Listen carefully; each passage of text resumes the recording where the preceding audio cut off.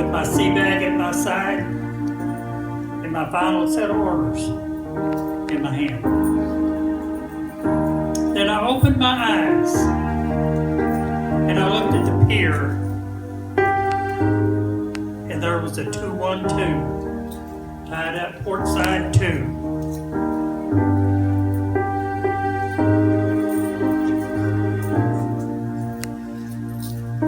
I could tell that the ship was at full dress. Her flags and pennants were flapping in the breeze. Her hatches appeared to be battened down, and all boats were in their skids.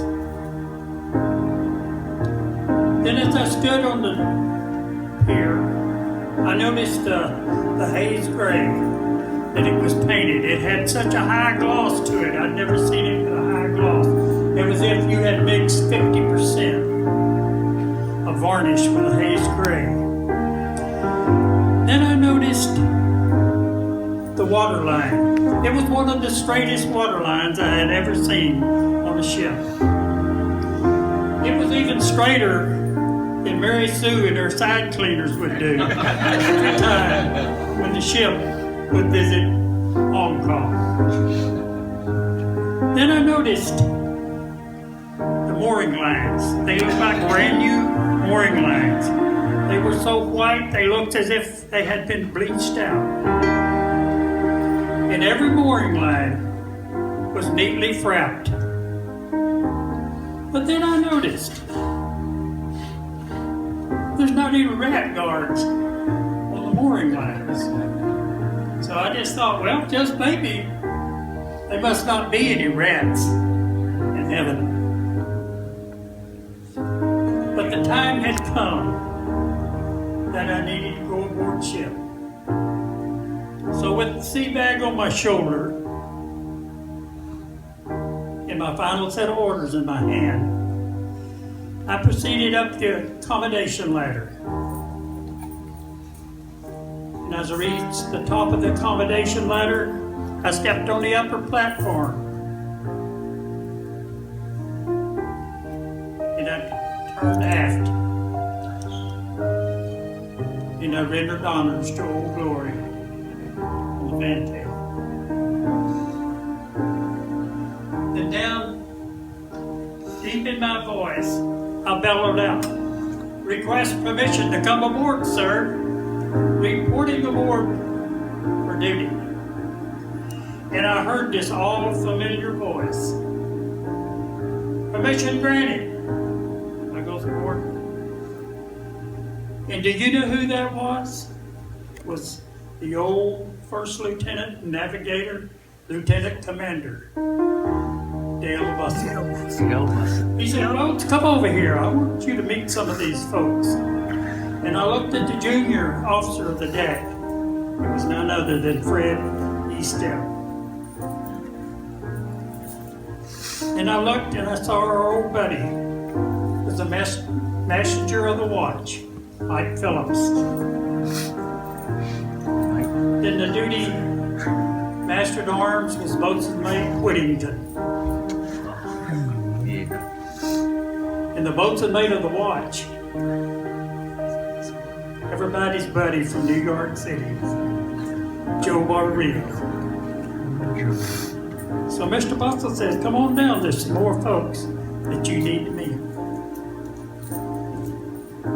There I saw these 4 strappers, the captains. There was Admiral Flanagan. There was Captain Coleman, Captain Gaucher, and Captain Juarez. And standing next to them, some of the executive officers. There was Ted Fielding, Commander Court, Commander Connors.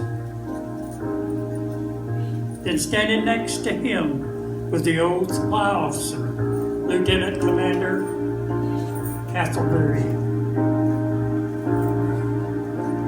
Next to him was 2 of the engineer officers, Mr. Kaluza and Lieutenant Frank Longton. And standing beside him was Eugene Snyder, the division officer of B Division. And over to, standing beside him was their old boat group commander, Leo Rapp.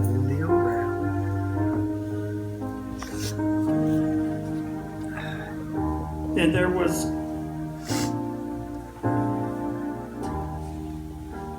excuse me.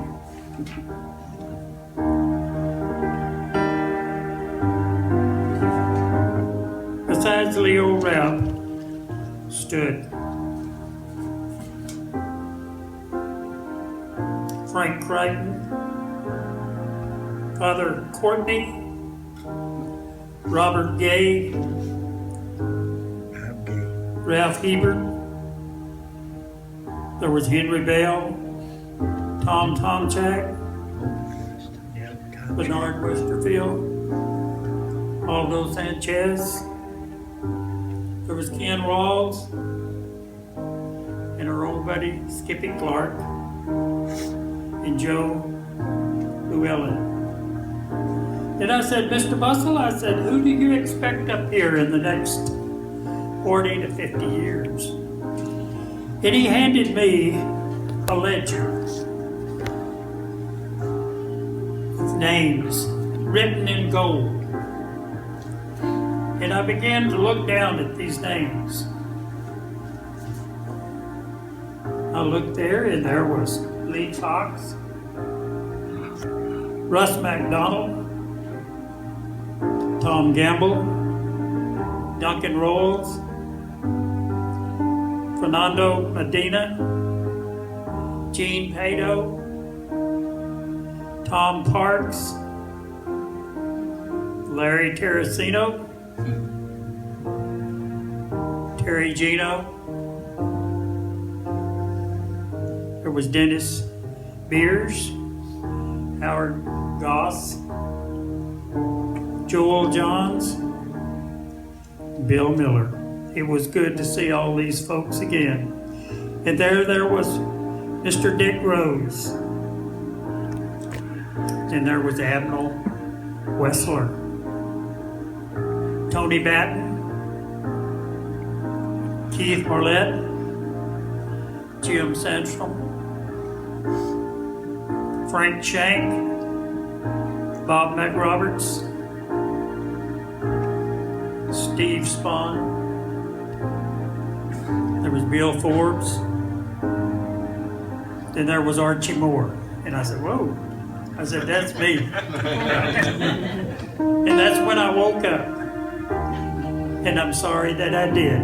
Because last night I dreamed I went to Montrose Heaven. Oh, what a glorious sight it was. And I do thank y'all for your attention.